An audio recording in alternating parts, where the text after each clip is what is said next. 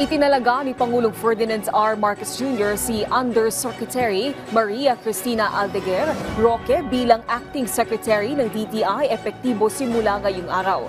Kasunod yan ng pag-resign ni Secretary Alfredo Pascual.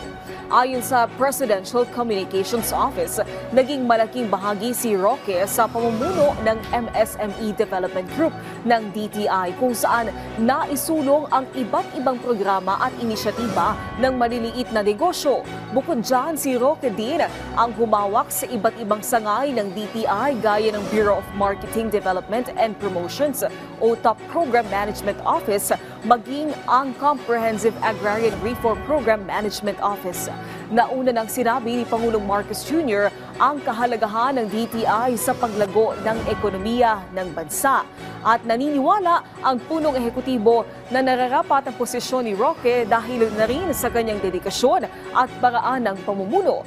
Kinilala naman ng Pangulo ang mga naging ambag ni Secretary Pascual sa DTI at umaasa sa positibong resulta ng liderato ni Undersecretary Roque.